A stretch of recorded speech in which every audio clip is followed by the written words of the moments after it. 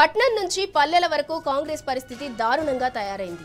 ఇప్పటికే వర్గాలతో కాంగ్రెస్ సతమతమవుతుండగా అది గ్రామాలకు విస్తరించింది.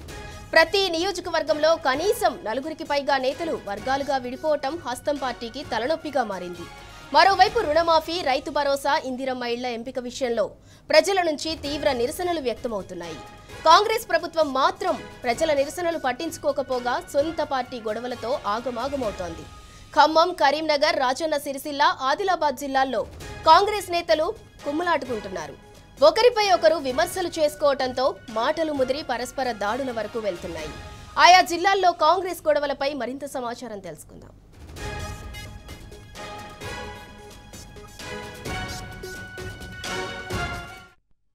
రైట్, ఇక ఇదే అంశానికి సంబంధించి మరింత సమాచారం మా ప్రతినిధి రాజు అందిస్తారు.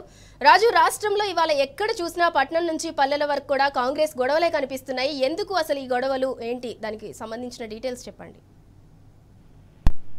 ఇందులో కాంగ్రెస్ ప్రభుత్వ పాలనపై రాష్ట్రంలోని సామాన్య ప్రజానికమే కాకుండా కాంగ్రెస్ కార్యకర్తలు, ద్వితీయ స్థాయి నాయకులు సైతం అసంతృప్తి వ్యక్తం చేసిన పరిస్థితి కనిపిస్తుంది.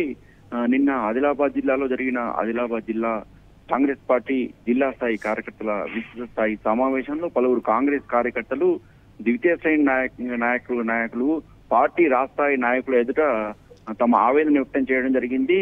కాంగ్రెస్ పార్టీ అధికారానికి వచ్చి 15 నెలలు గడుస్తున్నప్పటికీ కాంగ్రెస్ పార్టీ ఎన్నికల సమయంలో ఇచ్చిన 6 గ్యారెంటీల అమలు కాకపోవడంతో తాము గ్రామాలలో తిరగలేని పరిస్థితి ఉందని ఆది నాయకత్వం ఎదుట కాంగ్రెస్ సంబంధించిన ద్వితీయ స్థాయి నాయకులు, కార్యకర్తలు మొరపెట్టుకున్న పరిస్థితి కనిపించింది. అలాగే నామినేటెడ్ పోస్టుల విషయంలో కూడా ఇంతవరకు కూడా కాంగ్రెస్ పార్టీ అధికారం చేపట్టి దాదాపు 2 సంవత్సరాలు దగ్గర పడుతున్నప్పుడు కూడా నామినేటెడ్ పోస్టులు జిల్లాలో పూర్తిగా ద్వితీయ శ్రేణి నాయకులకు అన్యాయం జరిగిందని, అలాగే కనీసం నామినేటెడ్ పోస్టులు ఇవ్వకుండా కానీ పార్టీ పదవులన్నా ఇవ్వాలని చెప్పేసి తాము పదే కోరుతున్నప్పుడు కూడా మాది నాయకత్వం నుంచి ఎలాంటి స్పందన కనిపించడం లేదని ఆవేదన వ్యక్తం చేయడం జరుగుతుంది.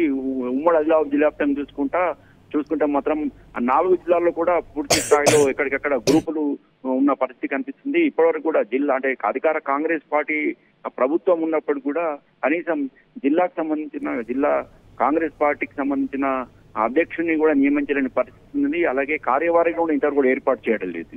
అలాగే ద్వితీయ స్థాయి నాయకులను ఇక్కడ కూడా పట్టించుకున్న పరిస్థితి కనిపించడం లేదు. ఎక్కడ చూసినా కానీ ఇంకో ఒంటెత్తు పొగలు మాత్రమే కనబడుతున్నాయని ఆది నాయకత్వం ఎదుట ద్వితీయ స్థాయి నాయకులు ఆగ్రహం వ్యక్తం చేయడం జరిగింది. తాము కాంగ్రెస్ పార్టీ అధికారంలో రావడానికి ఎంతో కష్టపడ్డామని, తాము కష్టపడినప్పటికీ కూడా కేవలం ఒకరిద్దరు మొన్న వచ్చి విద్యా పార్టీల కింద వచ్చిన వారు మాత్రమే పదవులు అనుభవిస్తున్నారని, తాము మాత్రము అలాగే ఉండిపోయామని, ఇలా అయితే పార్టీ బతకడం చెప్పడం జరుగుతున్నది. మొత్తానికి అది ఈ రుణమాఫీ విషయంలో కానీ, అలాగే ఇటు రైతు భరోసా విషయంలో కూడా తాము గ్రామాలలో తల ఎత్తుకోలేని పరిస్థితి అని చెప్పడం జరిగింది. ఆదిలాబాద్ జిల్లాను పైలట్ ప్రాజెక్ట్ గా తీసుకొని ఇప్పటి వరకు ఆదిలాబాద్ జిల్లాలో రుణమాఫీ కానీ రైతులకు రుణమాఫీ చేయాలని, అలాగే రైతు భరోసా రాని రైతులకు రైతు భరోసా ఇవ్వాలని చెప్పేసి కనీసం రైతులకన్నా న్యాయం చేయాలని కాంగ్రెస్ నాయకులు, అధినాయకులు ఎదుట ద్వితీయ శ్రేణి నాయకులు, కాంగ్రెస్ సంబంధించిన కార్యకర్తలు మొరపెట్టుకున్న పరిస్థితి కనిపించింది. రైట్, థాంక్యూ రాజు.